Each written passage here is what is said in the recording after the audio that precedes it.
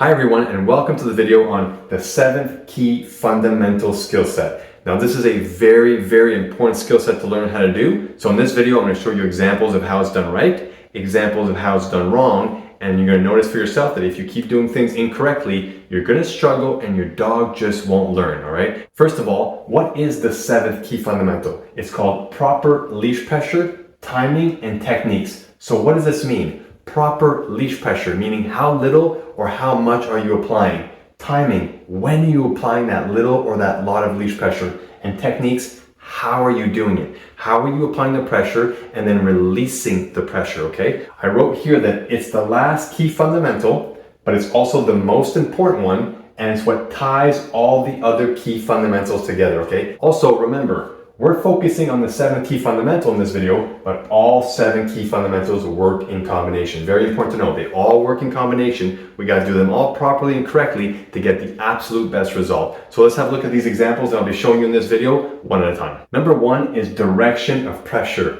Guys, if I pull the leash directly straight up to the ceiling, I'm gonna be yanking the dog up directly towards the ceiling. It's important to learn how to use direction of pressure and be aware of it while training. Let me show you some examples of proper direction of pressure and incorrect direction of pressure. So in this example, the dog's gonna sneak behind its owner, and I'm gonna tell the owner to pull the dog out.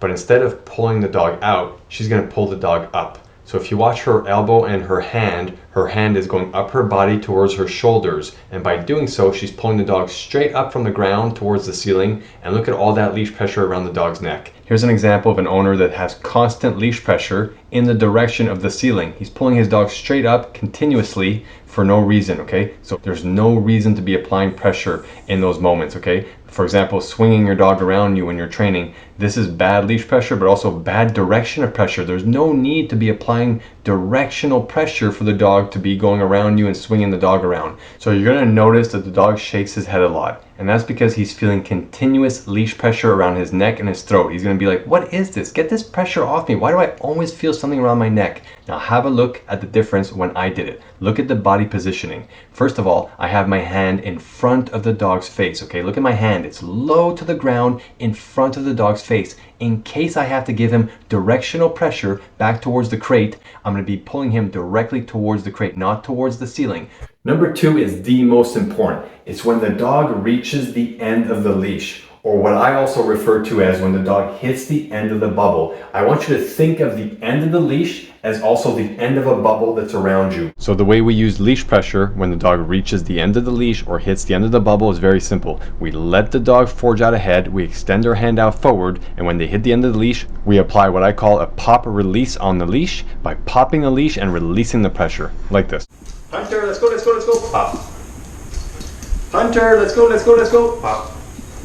Notice how I'm doing all 7 key fundamentals properly. I'm in motion, watching the dog, good leash mechanics, I have a straight elbow, I'm going behind the dog, I'm engaging the dog, but he doesn't listen to me, so he reaches the end of the leash, and then I pop and I release the leash. Look at the leash go back to being slack. Same with this owner here, she's gonna let the dog hit the end of the leash and give 2 gentle little pops. 1, and then 2 right there, pop. 2 little pops when the dog reaches the end of the leash. Same with this owner here, she's gonna give 2 pops, pop and release, and again right here a little pop and a release, and starts walking away. Very important to walk away. Look at this dash hound go ahead of me. I'm gonna get low to the ground and pop and then pop.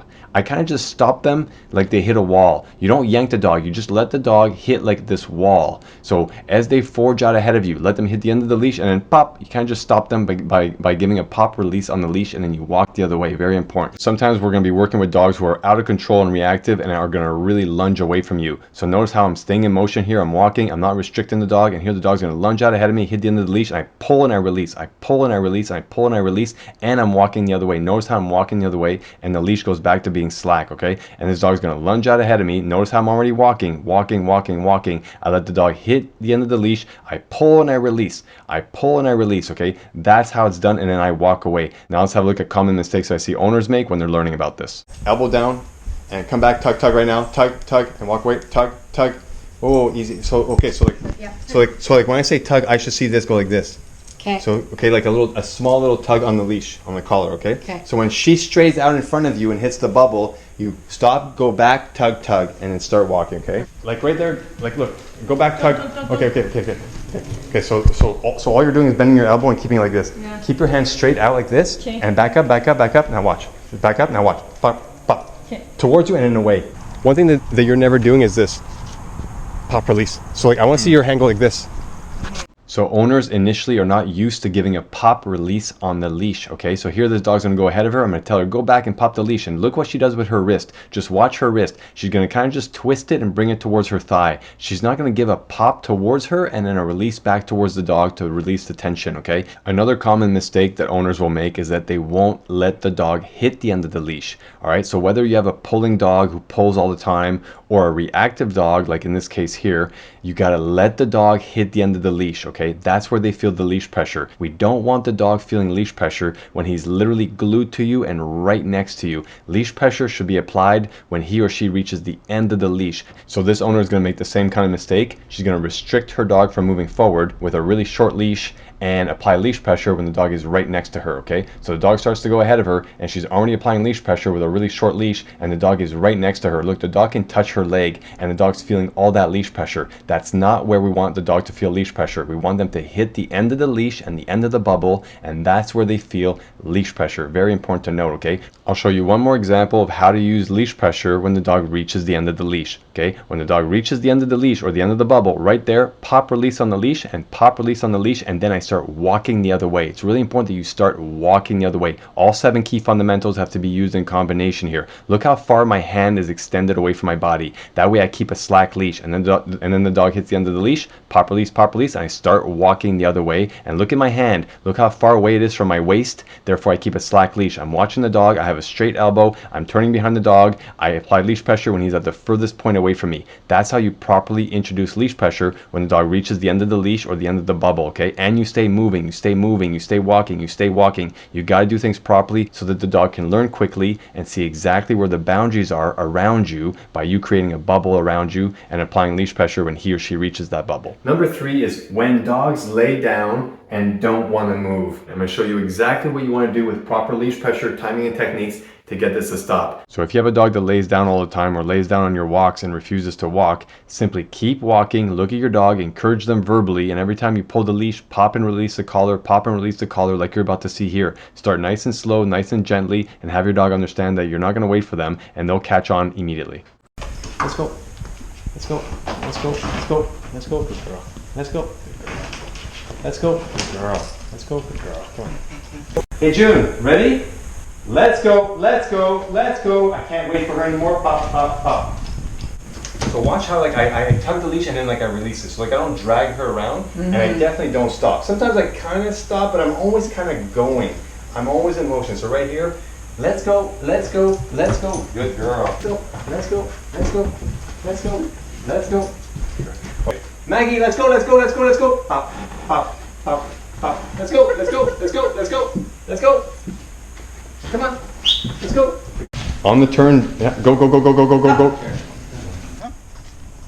Come, Brewster. Pop, walk, walk, walk, walk, walk, walk, walk, walk, walk, walk, walk, walk. Let's go, good, good. Pull, pull, pull, pull, pull, walk, walk, walk, walk, Mike, walk, walk, walk, walk, walk, walk, walk.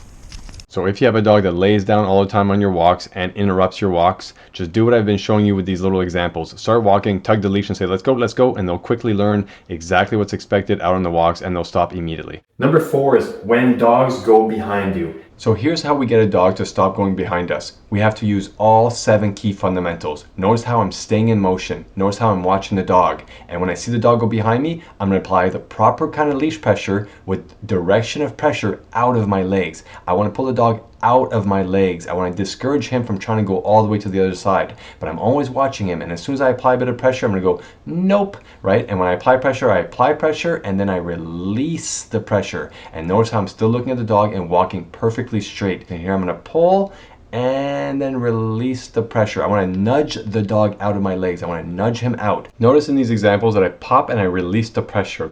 Okay. And like you were doing, no. So small little tugs out. Yeah. Okay? So it's really important to keep walking straight and always look at the dog. And when you notice them going behind you, nudge them out and then release the pressure, okay? Release the pressure and let the dog decide if they want to go back behind your legs. Here's an example of a dog that's going to try and go in the grass when I turn around. Notice how I nudge the leash and I release. I nudge the leash and I release. okay? And I'm always walking in the direction that I'm going in. And I'm watching the dog and I nudge and I release. I nudge and the dog goes back on the grass and I nudge them back. Eventually the dog will make their way to where they're supposed to be. So make sure you pop the leash and release the pressure. Pop the leash and release the pressure. Once the dog gets discouraged from doing it like 3, 4, 5 times, they stop doing it forever because they're like, it just doesn't work out. So we want to catch it the moment it happens and nudge them out. So always watch the dog.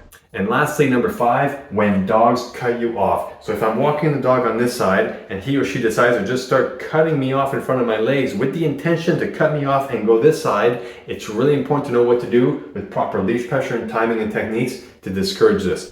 So turn, walk straight. If he actually cuts you off like right now, go back, pop, pop, pop, pop, pop, pop, pop. Yeah, a couple touches there at 17. Let's go. And again, walk straight, Good. walk straight. And again, pop, pop, pop, pop, and walk away. But walk straight, don't get pushed. There you go. He has to learn he can't do that, okay? So here's what I want you practicing for number 2, what to do when the dog reaches the end of the leash or hits the end of the bubble. The first thing that you're gonna do is tie your leash up to like a coffee table or like a railing or something. And then I want you to pretend that you're walking next to your dog and you're gonna have the right amount of leash length, okay? So most people put it too short like this. Do not have a short leash. Make sure it's hanging down. You see how it's hanging down like that? Make sure you have a slack leash hanging down. And here's how you practice what to do when the dog hits the end of the leash. The first thing is this: when you're walking and your dog starts to go ahead of you, like this for example, I'm walking, the dog starts to go ahead of me, the first thing we do is we extend our hand out forward. We do not restrict the dog and pull the dog back. So we extend our hand out forward, and once the dog gets about this far ahead of us, we stop, we go back the other way, we keep our hand extended out, and then we pop and we release. Okay, so get used to doing this. Pop, release. Pop, release. So when you pull the leash, just when you apply pressure, you release it by going back to the dog. Don't pull and let go like this. Let go like this. Pull and release. Pull and release. So get used to this, guys. Pop, release. So look at my arm. Pop, release. Pop, release. Like, get used to moving your arm properly by going pop, release. Okay? So you're walking, your dog goes ahead of you, you stop, go back, pop. You see that? Stop, go back, pop, release. Okay? So very important to get used to that when your dog strays away from you, your hand extends forward and you pop, release. Or your dog goes behind you, pop, release, forward. Or your dog goes to, like on the side of you, your hand goes like this, pop, release like this. Get used to this, guys. Get used to this. It's very, very important to do this properly. And if your dog goes behind you, get used to doing this. So if the dog goes behind me like this, get used to doing this. You stay walking straight, you stay walking forward, and all you do is you pull and release. Nudge the dog out a couple times. Don't try and just pull the dog out and then choke the dog and keep the dog next to you here. So when the dog goes behind me, nudge him out, nudge him out, nudge him out. Eventually he'll come out, but make sure you pull and release. Pull and release. So look at my arm. Pull, release. Pull, release. Don't just pull, choke, and hold over here, okay? Very important. And if you have a dog that lags or stops walking on the walks, here's what you do. You keep walking straight, you look at your dog behind you, and you pull and release and you encourage your dog verbally. So it looks like this. So if I'm walking and the dog stops walking, I notice it, so I look at the dog, I keep walking this way and I go, come on, let's go, let's go, let's go. And I have the dog understand, listen, I'm not gonna negotiate here, we gotta walk. And you encourage verbally. And just when they start walking, you praise and reward. Good boy, good girl, let's go, let's go. You motivate and you encourage, okay? But you can't let them win, and every time they lay down, you stop with them, okay? Because they're gonna learn that they can do this anytime, and that's just not good and that's not pleasant at all. All right, so thank you so much for watching this video on the 7th key fundamental. It is incredibly important that you do all these 7 key fundamentals properly, and I'll see you in the next video when it comes time to teaching our dogs how to walk and collars and pressures and all that kind of stuff. I'll see you there.